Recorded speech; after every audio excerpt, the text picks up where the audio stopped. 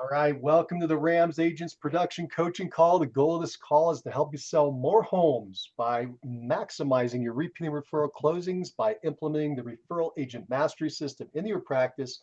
My name is Mike Cerrone, co-founder of RAMS Agents, and my co-host is Angela Newman, a master trainer of RAMS Agents. Hello, Angela. How are you today? Good morning, everyone. I'm doing great and so glad to be here. How are you guys? Fantastic. Awesome. Yay.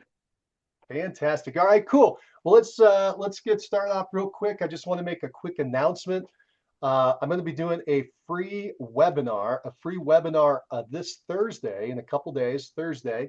I'll be speaking. It's going to be a RAMS talk. That's a RAMS Agents Talk Real Estate. And my topic will be getting your sellers to lower the price. Getting your sellers to lower the price as we're working into these competitive markets.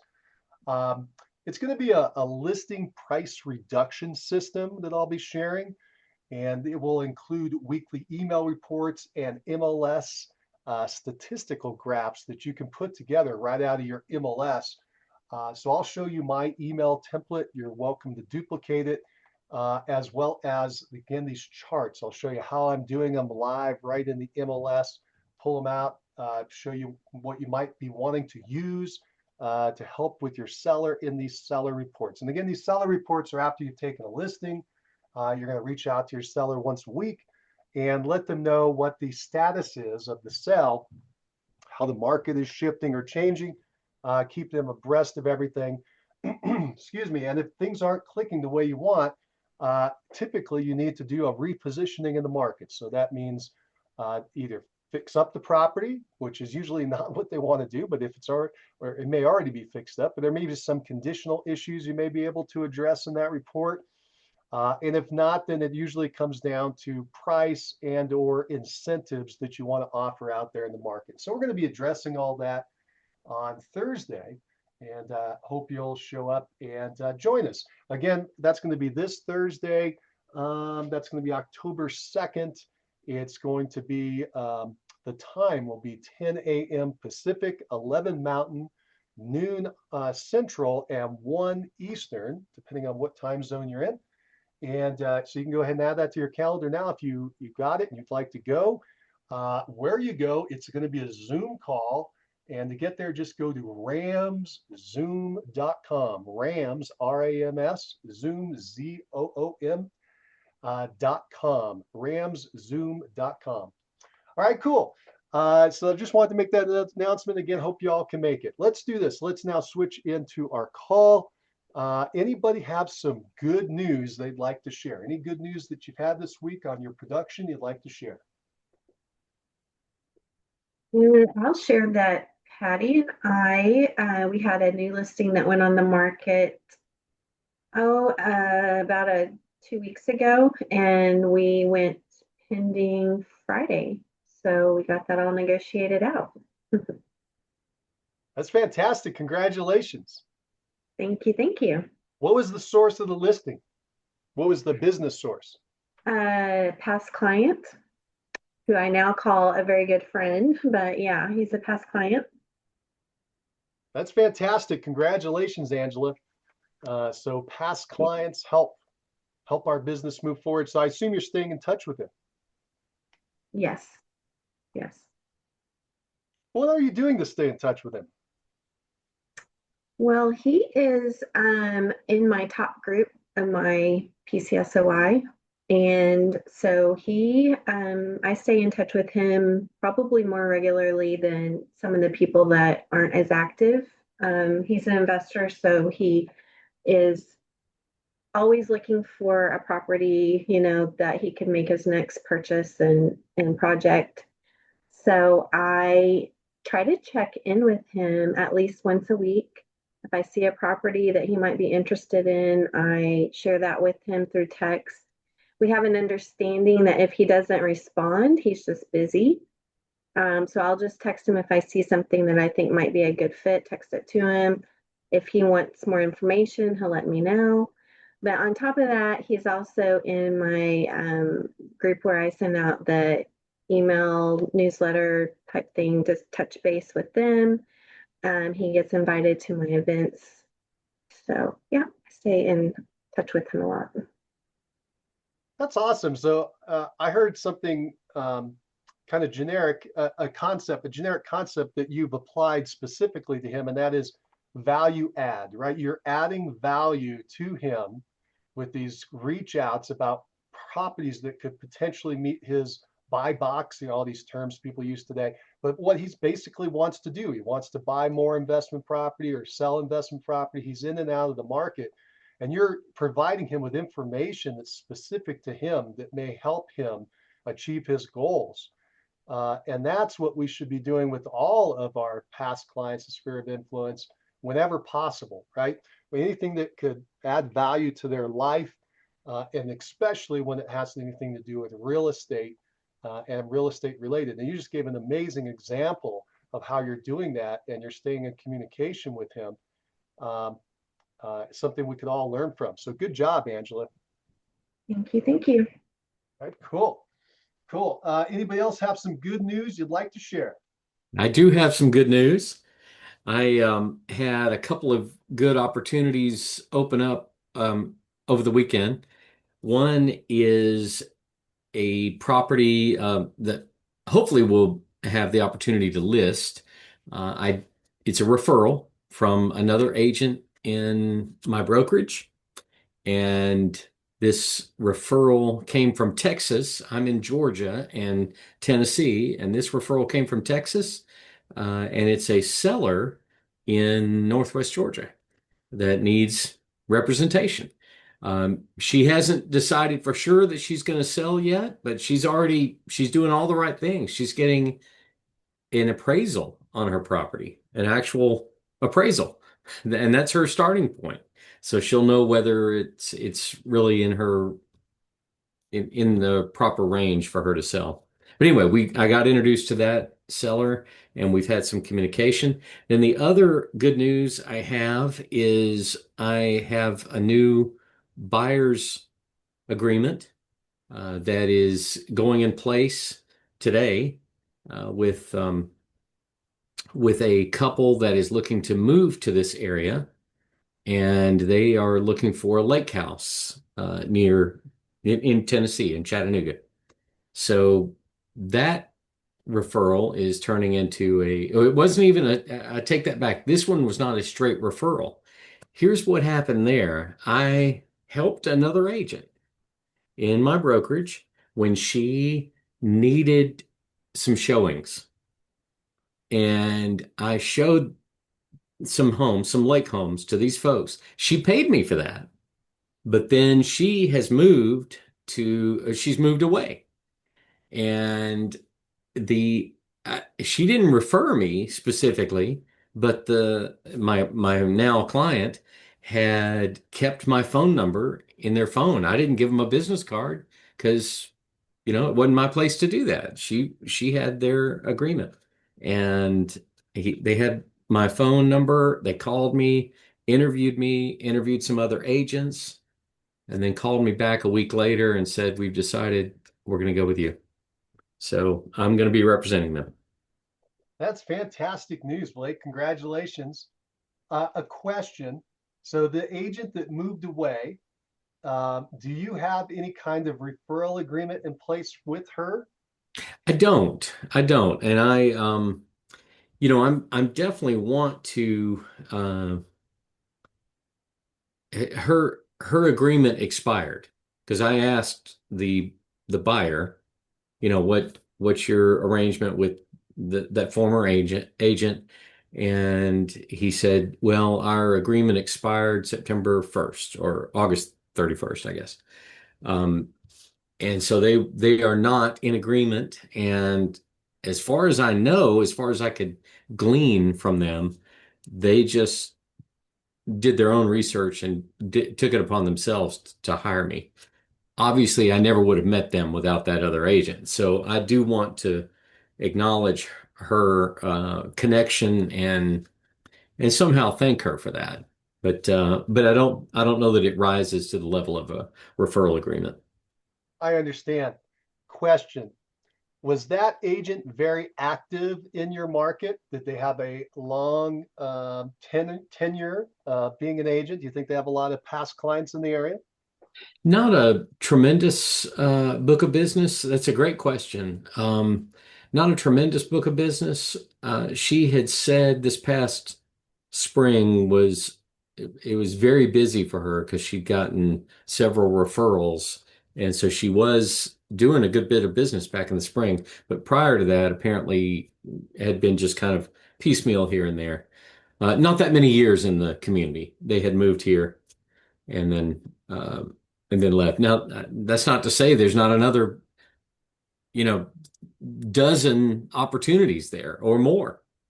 That's because I see where you're going with that. What do I need to do to make sure she knows I'm the person for the job? Sure. And this question of referral, that you're under zero obligation to put any kind of compensation arrangement together with the original agent. You did your job that she asked you to do, and you got compensated for it.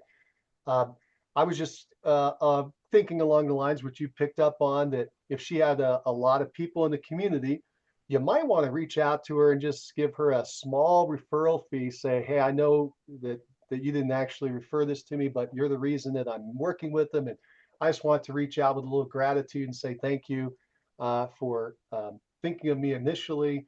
And if this comes together, I'd like to pay you a small referral fee. Would you be open to that? She may say, no, I don't need one.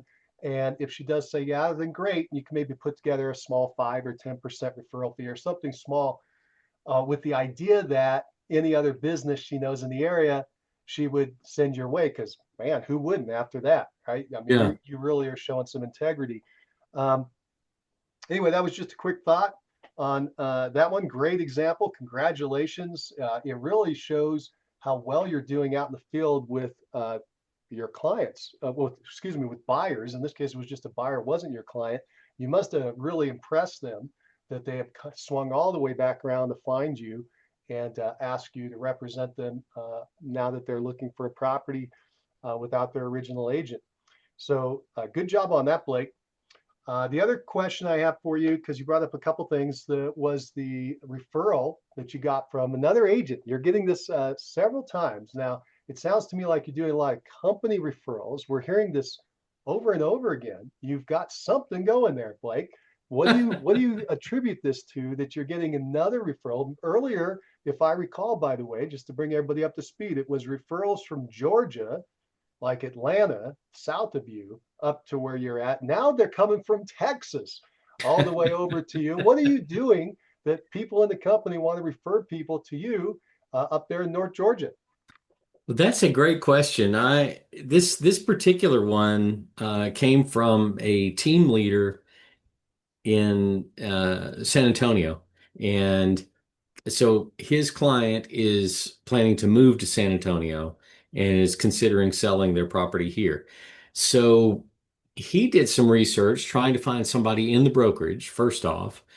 And so our brokerage has, we do have some intercompany systems in place where we can communicate with other agents and referrals and that sort of thing. And evidently he did look into that, although he didn't get a quick answer on that, and somehow found me through, I presume, a Google search, because I asked him how he found me, and he said, well, you've got a pretty good profile online. And he said, it looks like you're doing a lot in that area, where in this part of North Georgia. So, which I am. And I said, yeah, I'm your guy. But what's interesting is, after he and I had spoken, couple hours later, I had two other agents in Georgia that are Georgia agents send me a text with a screenshot of where he had been looking for an agent in my area. And he had put it out on our company referral system. And they both were saying, hey, you should call this guy, or is this guy for you, or whatever. Um, so they would have given me that referral, but he found me himself. That's spectacular. Yeah. So you've marketed yourself as the agent that knows this area. It's a unique area. There are not a lot of agents in this area inside the company, and you've kind of taken out this market position. You said profile. Where was the profile? You said in there initially, early on, you said he found you on a profile online. Oh, Where? I think I took that, I understood that to mean that he just did some sort of online search and found not a specific profile, but um, a number of things that pointed to me for that community, which he couldn't even pronounce the name of the community, which is not uncommon. It's it's Chickamauga, Georgia, and most people can't pronounce it when they read it if they're not in local. So do you have it in your LinkedIn profile that you are an expert in North Georgia? And do you have have you spelled out, listed out all the cities or areas around you? Is that how they're finding you in these searches? What I'm trying to do is I'm trying to find the formula that Yeah, you're using yeah. because it's been successful multiple times now that everyone else listening to us could implement, right? These little things that we kind of forget about. Why not use the internet to help bring business to us? You're just doing it through simple SEO, is what it sounds like to me. But you took the action to put it out there that you are the expert in this area so that other agents can find you. Yeah, and he was certainly looking for somebody in our brokerage. So that also was a Right? So key you had the factor there. brokerage name that was part of the profile search. You had Yeah. the city name that these people were looking for that was part of the profile search. The fact that you're a real estate agent or realtor, he probably typed in realtor or real estate agent or real estate broker. These were keywords that Hmm. were in your profile that somehow popped you up to the top of this list. And he's like, Blake's the guy. And not only him, these other agents you just mentioned were finding the same thing, right? They had tracked you down as well, either through their knowledge, just a personal knowledge of you, or they did the same thing. They did a little quick Google search. We all do these Google searches now. I think this is really valuable for the people to click into. And I'm just trying to identify what exactly did you do? And I know Yeah. you're pretty heavy in LinkedIn. Do you think it was LinkedIn? Do you think it was somewhere else? Yeah, well, and I just had a sale about a month and a few weeks ago in this community. So I did have a recent listing that sold there. So I represented the seller. I'm just looking, I did a quick look myself online and yes, Zillow, Realtor.com. I am on several profiles here, so I don't know that I had specifically tried to develop that. I guess I have in some of them. I'm thinking about Realty.com. I know that I put specific communities and zip codes in there that I serve. My Google profile has communities and zip codes that I serve. So yeah, I don't know that there's a specific, you know, silver bullet there that was the very thing. I need to review that again with him and ask him how he went through that. But when I'm first talking to him, I'm just trying to figure it out. Did somebody refer me? How did that happen? And he said, "Well, I just found that you had a good profile in my internet search. You're looks like you're doing everything in that area." So I said, "Yeah. Blake, What, next what time, do you say? Except yes, I am that person." right?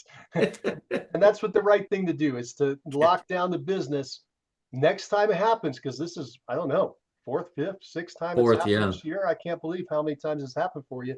Next time that happens, lock down the business. And then at the end say, oh, hey, by the way, pull the Columbo, the old movie, the Columbo, the old show, the old TV show, pull the, by the way, I was just wondering, and then bring it back around and ask them right there at that first contact. So, because that's fresh in their head. Yeah. Could you tell me again how you found me? Because I really want to make sure that I help other people the same way, right? Could you just help me know? And by the way, maybe we'll both learn by this quick little exercise. They're a real estate agent. They're going to be very curious. and bring it back around and ask. That might help. I think it's awesome. Congratulations. But it might be worth all of us maybe taking 30 minutes to an hour today and update our little profile to make sure everything's in there so that people can find us, because this is another agent doing a research. I'm sure there are buyers doing a similar kind of researches online, and even sellers, right? Because they want an expert. They want an expert in the market. I just think about it. You go look for a doctor. You got your big toe is hurting. You don't want to look for a brain surgeon. They ain't going to help you with your big toe. You need a specific kind of doctor. You need a toe doctor. And you're going to probably type into the internet. You don't know. You're just going to type in toe, right? And the doctor knows all these Latin medical terms for it, and you don't know that. You want the word toe is the person needing the help. And so that's the way we got to kind of think about it. What is somebody doing to search out for help? And this is free business, right? This is great. Beauty of being a niched agent. All right, congratulations, Blake. Thanks for walking around with me on that. That was a lot of fun. Hopefully I'll learn something. All right, anybody else got some good news you'd like to share?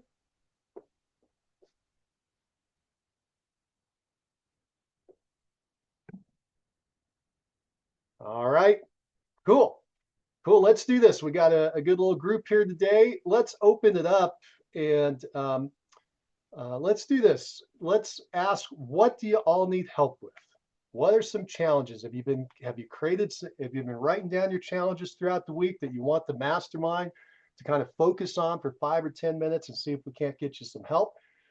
Or a big success you've had that you'd like to share with the group and maybe help educate the rest of us with something we can learn. Earlier in the week, Mike, you were talking about the most important activities that we can do. You were saying it's prospecting, like finding new business, negotiating offers, working on contracts, and having listing presentations. But I couldn't recall what the last one was. Yeah, so let's share with me the list that you remember first, Tristan. Let's go down that list. These are dollar productive activities, by the way. They're dollar productive activities. Go ahead. Yeah, listing presentations, negotiating agreements, showing properties to buyers. Good. Did you add, I can't remember, did you say prospecting, looking for new business? Yes, and looking for new business. Yeah, that's got usually number one on the list for most folks, by the way, is prospecting and looking for business, then signing up new clients. So that'd be a listing presentation or a buyer agency presentation, right? And then showing for a buyer. You got an active buyer who's qualified, motivated, you take them out and show them property. Negotiating, I think you mentioned this, negotiating the contract, all right? And then going to closing, right? Although the closing one, depending on where you are in your state, depends on if you're escrow state or not, et cetera. But for me, I'm a cash table or cash funding, table funding state. So we want to show up at that closing whenever possible to meet all the people there, because at least historically we've had to do that. And that can be a dollar productive activity because you're not only getting paid there, you're meeting other people that can turn into referrals and repeat clients. You want to make sure everything goes smooth, right? That their last memory of you is a good one. Anyway, did that help, Tristan? Did we knock it out? So I just go through the timeline. It's these hot points, right? Prospecting is number one. You got to find that new client. That is the most dollar productive thing you can do each and every day. And it's the thing most people forget because they get caught up in the weeds of either trying to fix their internet site or make sure their business card looks great, or something that probably doesn't mean anything in the big picture. But we all get caught up in the weeds. All of us get caught up in the weeds of something. Believe it or not, it's not dollar productive to bring your contract to close, like all those activities you're doing in the middle, these inspections on the inspection negotiations and so forth. They're important. They need to happen. But if you start to build a team, you would start delegating those first. Okay. You understand what I mean? These paperwork activities as an example. Maybe you use a transaction coordinator. Why? Because you're trying to leverage yourself into doing more dollar productive activities. So Tristan, you're a door knocker. right? Right now, you're maybe knocking an hour or two a day. What if we could get you out there knocking 3 or 4 hours a day? What if we can get you knocking 6 or 8 hours a day? How much business would you do? That's the idea, right? How can you get into the most dollar productive activity of your business? And then do that for most of your day. Exactly. Especially if you're good at it, right? Let's just be honest. If you're not good at it, it's not going to work. If you do, well, maybe you'll get better at it with more time involved. But if you enjoy it and you're good at it and it's generating business, so for you, it's door knocking. For other people, maybe they can't do door knocking, they have to do something else. But whatever it is that brings in business for you and your company, your business, that's what you want to do. Brings in new clients. New clients is the lifeblood of your business. Without new clients, you're dead in 30, 60, 90 days. You have no business. So you got to constantly bring in new clients. And so that's why you want to break it up and do it every day. You want to prospect a little bit every day. So it's constantly bringing in that flow of business. Right. So that is actually, to me, that's the most dollar productive activity you can do. And it's the one that most people drop to the bottom of the list than they do whenever they can get around to it. And that's why most agents suffer. They struggle. Their business is up and down. They don't have consistency. They're not making the income they want because they don't focus on that number one most important dollar productive activity, which is prospecting. Call it whatever you want. It's bringing in new business, meeting new people. However you need to frame it so you can think about it. Maybe you just take one new person to lunch every single day. That would do it. You're building one relationship every day. You got to build new relationships and reinvest in the old ones that keep producing. Like Angela was just starting off this conversation talking about a past client who's consistently given her business by himself. Plus, we know her story. He's referred a lot of business to her. So pouring into those type of people, these advocates for us, is also super valuable as well. Got it. Thank you. Does anybody have anything you want to add to that? Dollar productive activities?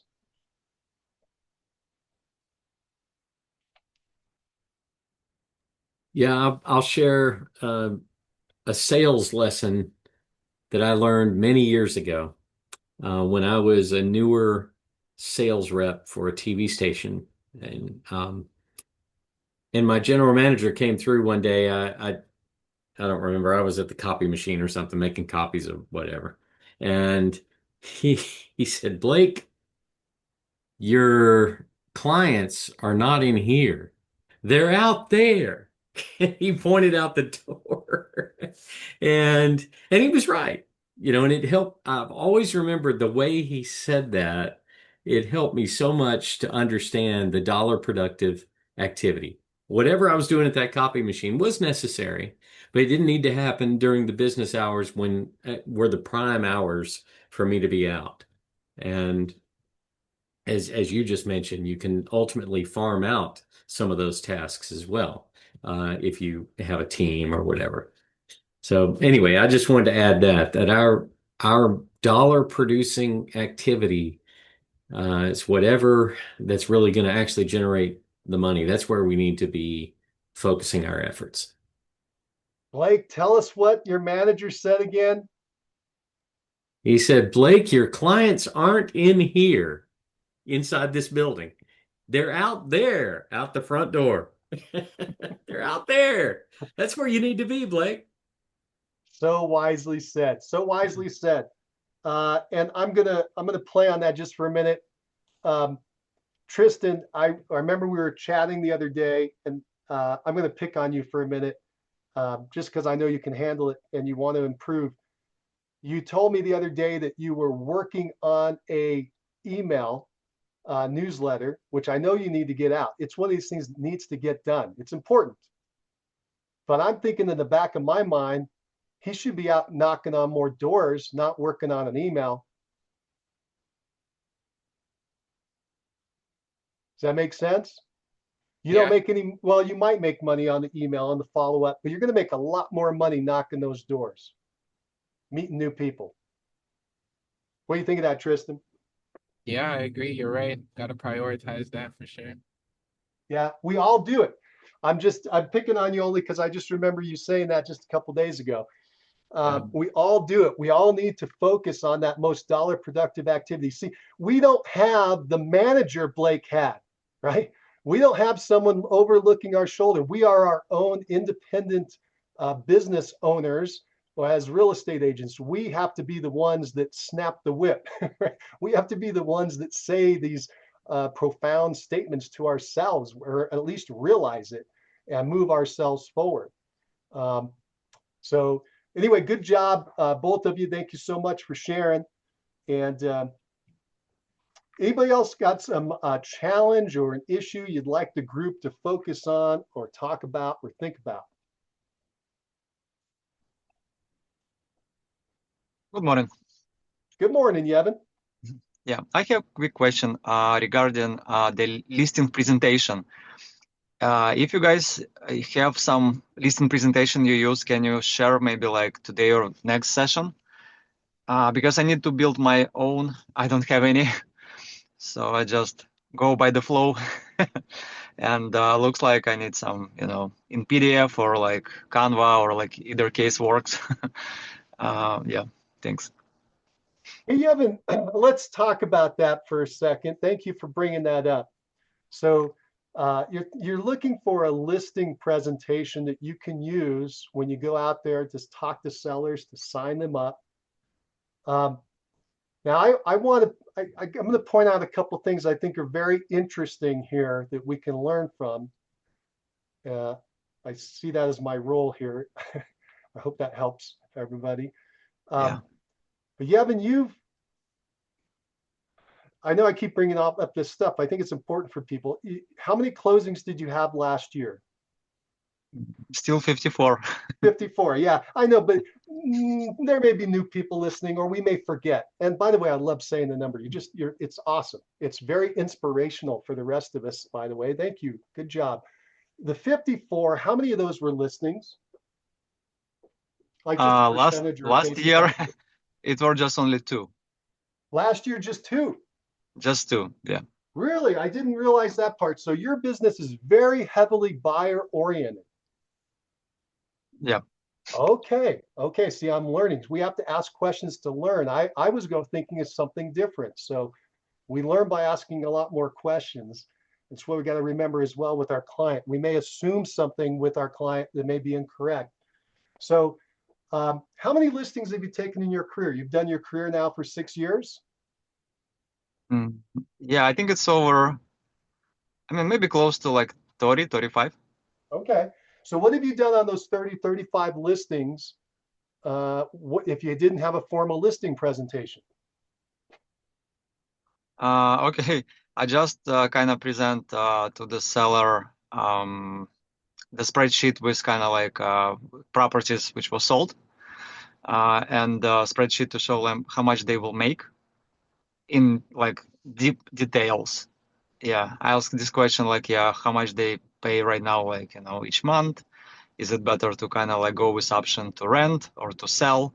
Or maybe, some of the sellers like, because I start with like, I don't push them to sell. I just try to find a way, maybe they can rent it out or just save this place, something like that. And if not, yeah, it means like they want to sell and we go forward for the numbers. And most of the people, it kind of were from like my referral business. Is going to be like, easy to communicate and get these listings. And yeah, I got just maybe like couple cold sellers from like Google page. And like last 2 weeks, guy called me from Google and said like, oh, I see you kind of working in my neighborhood. So like, I want to, meet you and show my place. That's fantastic. Yeah, referrals are the easiest business to work with, right? And of course, this is the referral agent mastery system call. And anytime we can do a referral, it's going to almost be a slam dunk, right? Because they've already selected us. As long as we don't come across really stupid, because I've done that. We say something really dumb, we're probably going to get the business. Yep. So. But if you want to grow, you're probably going to have to talk to strangers. They may not be referred to you, and you're going to want to have more of a formal presentation. and something a little where you're building up your credentials with the folks. And that's what a formal listing presentation can do. Let's go back to what you said, though. You said that currently you're doing a CMA, right? You're doing the comps. Yep. Okay. So you're bringing them down with comps. And then number two, you're doing a net sheet where you're showing them how much they net out of the closing and walk away with. Did I get that correct? Correct. Yeah. Those are the two most important things of any listing presentation. That's exactly what the seller wants to know. The seller wants to know, how much can I sell my home for? And how fast will it happen, which I assume might be part of your CMA. So you show days on market. So how much am I going to get? How long is it going to take? And how much will I walk away with? Right. So what's the price? Let me say it again. What's the price? How long will it take to sell? And how much will I walk away with, the net? A lot of agents, most agents forget three. They don't do three. They don't do the net. So just by doing the net, you are now above everybody else. Okay. I was shocked to learn that most agents only talk about the price, and they probably don't even talk about days on the market, and then they never get to net, right? And if anything, they may just say, well, my commission is X, but they don't actually go into all the costs associated with the sale. So make sure you have a formal net sheet. Were you doing that by hand, or did you have a formal spreadsheet where you're doing the net sheet? I have formal, yeah. I build by myself. I just need to kind of type the numbers and it will show the results at the end. Yeah, with the net. Let's go a little deeper into this. I mean, you've listed, you said 30 some properties in 6 years. So that's 5 or 6 a year on average. You know, right there, you're above average for most agents. You're already above most agents. Remember, the typical agent sells 4 homes a year, right? So maybe 2 buyers, 2 sellers. They're probably more buyer heavy, but by the way, at some point, we're going to have to figure out your buyer system, how you're juggling so many buyers around and doing so much business. I think that would be a curiosity people would love to hear about, because you must have a strategy and a system to make that happen. If 52 of them, that's a buyer a week, are closing, you obviously have a great buyer system going. And I'll just try to inspire you by saying the most productive buyer agent I ever knew did 100 buyers in a year. So you actually have some more runway to go if you chose to. It's very unusual to do so many transactions buyer side. So good job. Thank you. The other thing, I want to go back to the listing. And by the way, we'll show you formal listing presentations. They're out there all over the place. It's the elements of the listing presentation that are important. Okay. The next most important part of the listing presentation is doing a needs analysis and finding out the motivation of the seller. Now, you may have done some of that in your pre-discussion with them while you talk to them, setting up the appointment. Okay, so you can set this whole thing up so that by the time you get there, it's very easy, and all you have to do is talk about price, look at the property, and then narrow down price and the net. So if you have a system that leads up to it, not just the presentation itself at the appointment, but for instance, you did a good qualification over the phone to find out exactly what their motivation and needs are, then you're going to verify that at the appointment. Before you get there, you can send out a pre-listing package. Do you send out a pre-listing package? What is that? Right, good. That's good. So and I love that you're willing to ask. So a pre-listing package is basically a package you send to the seller before you're going to show up, and you ask them to read it or review it, watch a video, depends on what's in your package. It's basically pre-selling you. It pre-sells you, right? It shows your credentials, how long you've been in business, how many homes you've sold, what you've done. Not only how many homes you sold, you always, by the way, have to do a comparison. Like if you told a seller, hey, I sold 54 homes last year, they'd be like, yeah, doesn't everybody? Doesn't every agent? They think we're all the same. They have no idea. So I learned that I had to put the other number. That's why I always say the other number when I'm showing stats. But I had to do it for me. I had to say, yeah, I sold X number of homes last year, and the average agent sold 4. Okay, the average agent sells 4. So now I've anchored them. That's called anchoring. I anchored them in 4, and then I showed that I sold blank. So you anchor them in 4, and then you say, I sold 54. Like, holy moly, this guy sold 50 more homes than the average agent. Does that make sense? Because of the anchoring. You sold Yeah. what is it, 13 times, you have to do the math, 13, 14 times more homes than the average agent. And the fact that you're buyer heavy actually works really good on a listing presentation. You can say, most of those are buyers I'm bringing in. I'm working with a ton of buyers in your market. So that's another element you can bring into your pre-listing package and or your listing presentation, your list of active buyers you're working with. See, most agents can't do this. This is your competitive advantage, why you're different. And that's why I'm saying that it's hard. I could just give you a listing presentation, but it's going to be all my competitive advantages, right? You Okay. can design one that's your competitive advantages. Got it. And your competitive advantages need to be in that pre-listing package. They need to be pre-sold before you show up.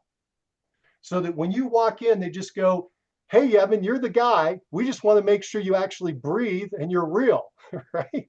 We already know you're the one, right? Yeah.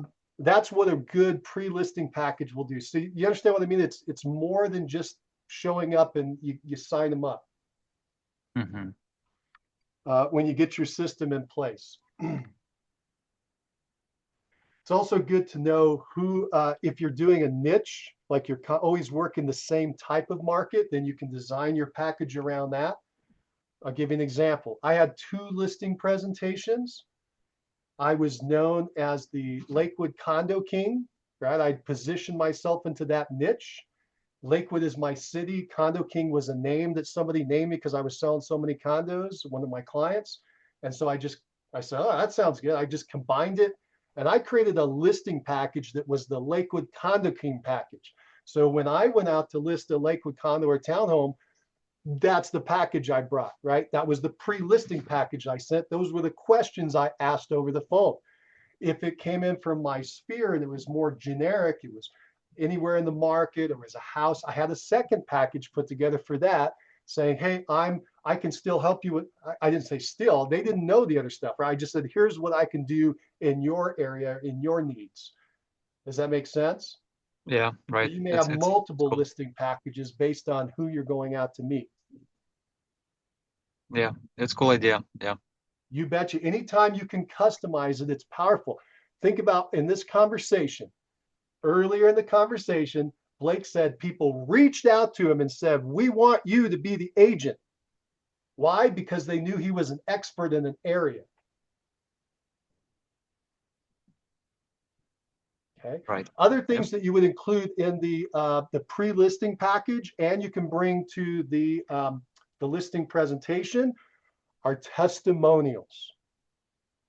There is nothing more powerful than testimonials. But in a pre-listing package, or especially now it's digital, you can send them an email with it, with a link where they can click on it and go watch a video of people saying, Yevon is the greatest agent ever. He just helped me buy. He just helped me sell. He was phenomenal. He got me this much off. He got me this much more. He got, Yevon is incredible. Whatever they say is so more powerful than anything you could say.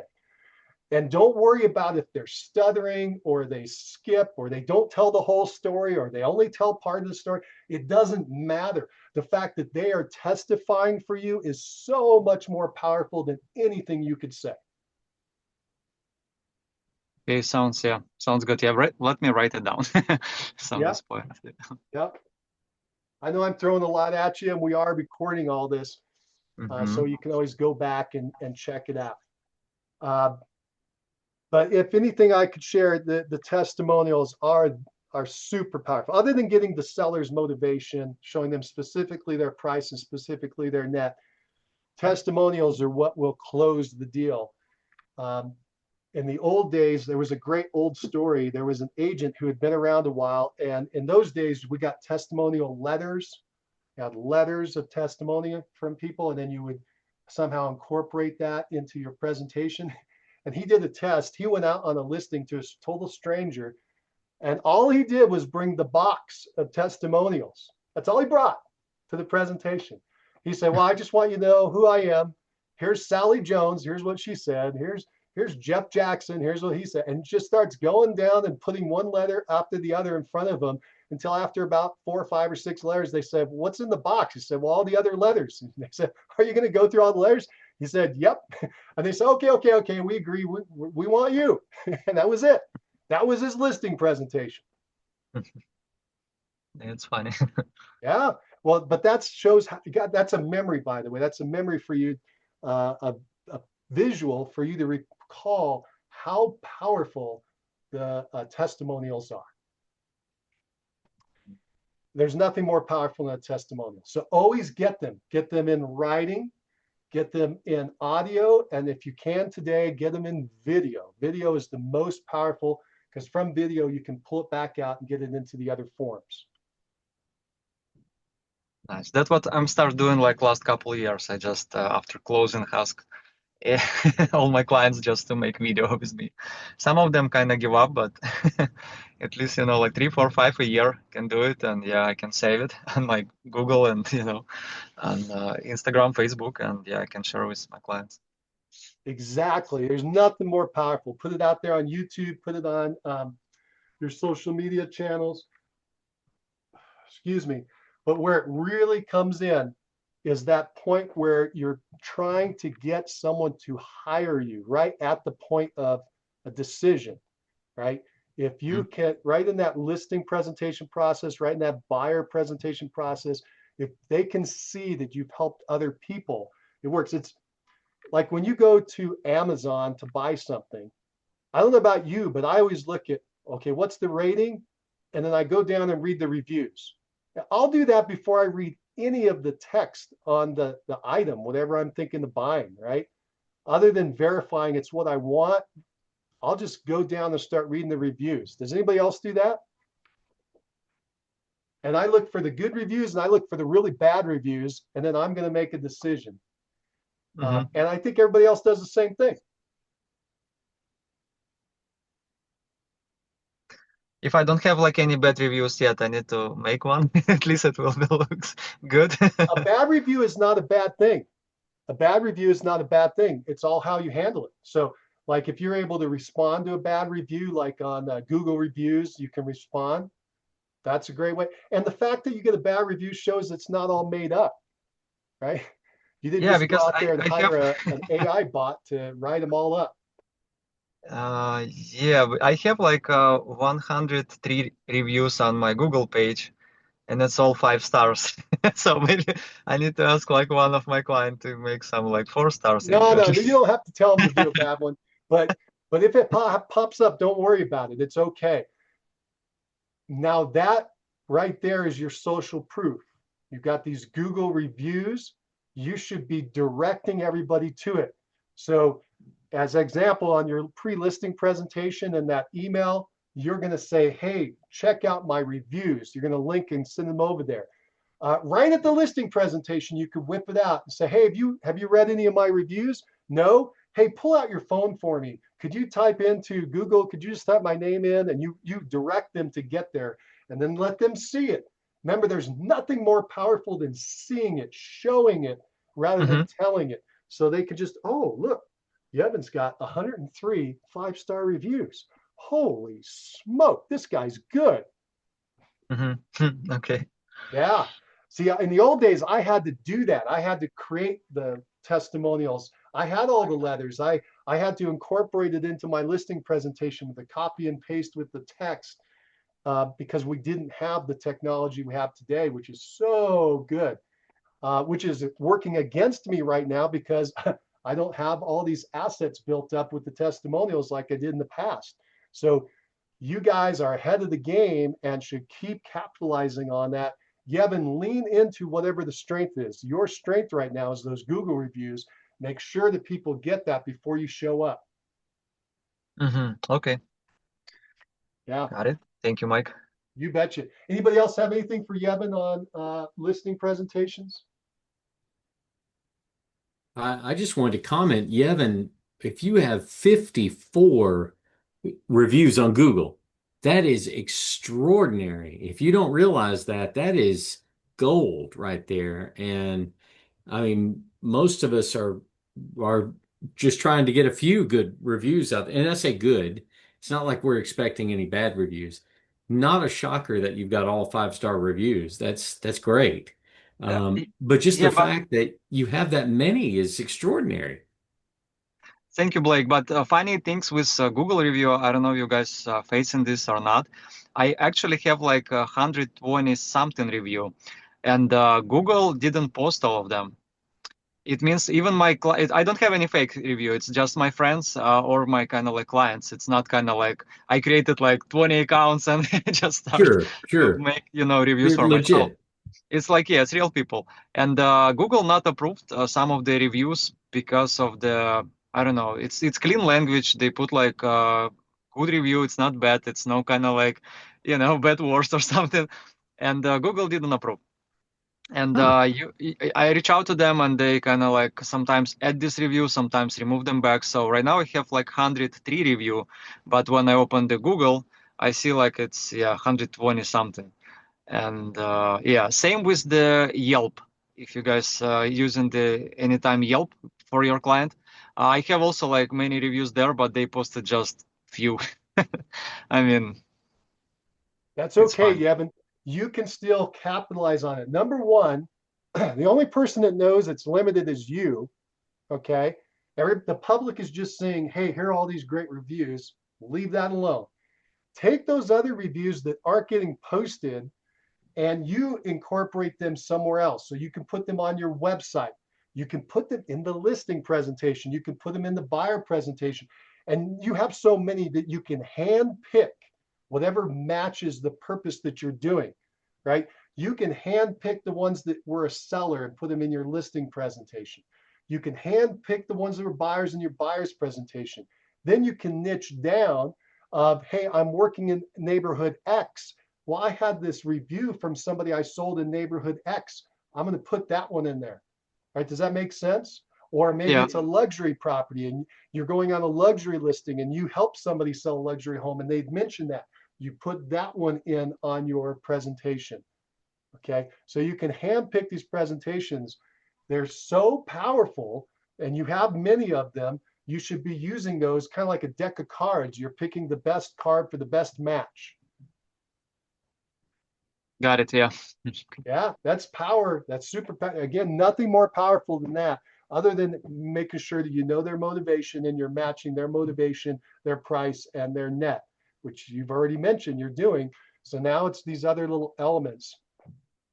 The most power. I'll finish with this. The most powerful listing presentation that I've heard of ever was Bob Bolin. Bob Bolin listed 10,000 properties in his career. Did you hear what I just said? Yeah, 10,000. And it was a second career for him. He'd already been successful in business before he got there. I think he started in his late 40s, early 50s. Phenomenal guy. Talk about his business later, but his listing presentation is very simple. He asked 20 questions. They gave 20 answers. That was the presentation. Do you understand what I just said? He asked them Yeah. 20 questions. They give 20 answers. Those answers lead him to the result. And his last question is, are you ready to put me to work? That's it.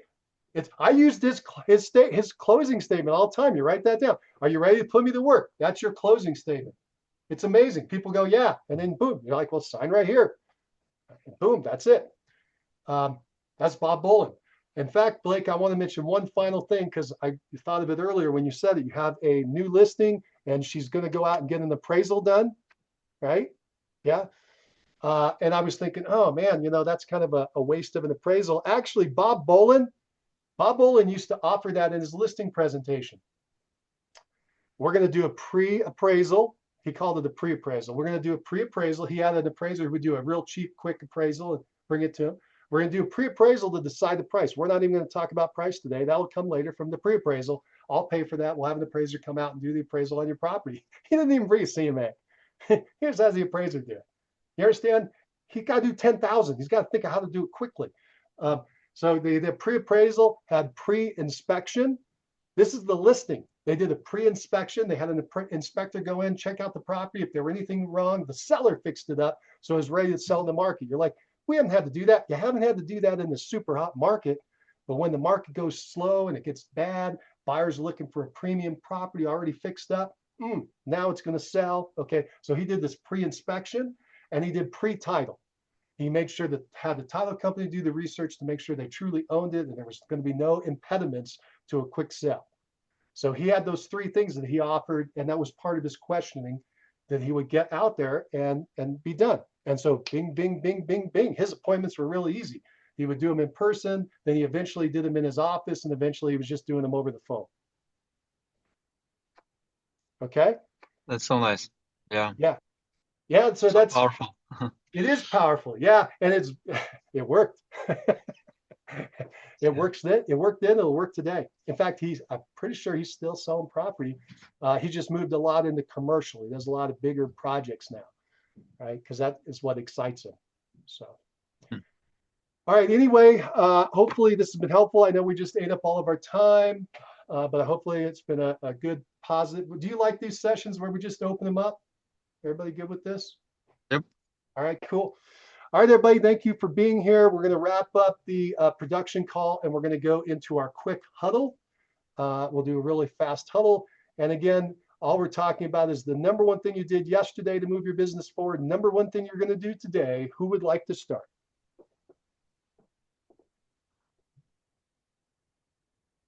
I'll go ahead. Yesterday, I prepared my report and sent a report for the listing where I just recently had a price reduction. So that's a good thing. And then today, my dollar producing activity, well, it's a couple things, but I'm just going to say I got to finalize this buyer's rep agreement. Got to finalize that, get that signed. Need it signed. Getting a new client, Blake? Yes, That's a yes. dollar productive activity. That's Good true. job. Sign up That's a new true. client. That's true. Good point. Getting a new client and locking them in is a good thing. Good job, Blake. All right, who else? Who would like to share number one thing yesterday, number one thing today? I can go next. So yesterday I negotiated the deal for my listing. The agent sent me the contract, and it's funny. I don't know if you guys start facing this as well. It's like last week I accepted offer for another my listing, and agent sent me the kind of contract with like 3% commission on buyer side. And this week it's another deal, and also like another agent sent me the kind of contract, and he put like 3% commission on his contract as well. It's kind of funny. I didn't see this before. It's like buyer's agent asking for like 3% commission. Usually people ask for like 2%, 2.5%, but not 3%, and it's kind of like second week in a row. And yeah, we negotiated the kind of like commission because I receiving like 2%. It's gonna be funny if I'll be paid like 3%, to the buyer's agent side. And yeah, we negotiate for like 2% commission for me and for him. And yeah, I work today to sign the contract with my seller. Well, you're having a good job negotiating contracts. That's one of those power positions, right? It's a dollar productive activity to negotiate contracts.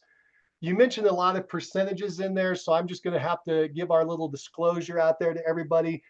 Commissions are completely negotiable. Keep that in mind. And it's just whatever it's negotiated to, that's the number. And now that after this lawsuit that we had last year, I hate the lawsuit so much I won't even memorize the name of it. But anyway, the Burns and whatever, that lawsuit that happened, Burnett or something, I don't know. But anyway, after that lawsuit, we now have to do it where it's negotiated in the contract. The buyer agent, if they're not going to get paid directly from their buyer, they got to ask the seller. And so, yeah, it becomes part of the negotiation that we all have to deal with. And that's going to definitely slow down each of our deals, but we're smart. We'll handle it. We'll make it work. What I've learned, by the way, it kind of backfired for people that wanted our commissions to go down, because what's happening, and what I think Yevon was kind of alluding to, is that commissions are actually going up. Surprise, surprise. The market's slowing down. It's getting harder fewer agents, and the ones that are still in the trenches, they're actually charging more because it's taking more time to get deals done. They're harder Exactly. to put together. You need more talent. So commissions are actually going up. These are actually people that track it somehow. Now, I don't know how they do it without the MLS, but they're tracking all the stats. They must be doing surveys or something. And they've noticed it's actually gone up. So don't be afraid to charge what you believe you're worth, whatever you believe that number to be. Yevon, thanks for sharing. All right, who else would like to share number one thing yesterday, number one thing today? I see someone else, but I only see a phone number, so I don't know who that is.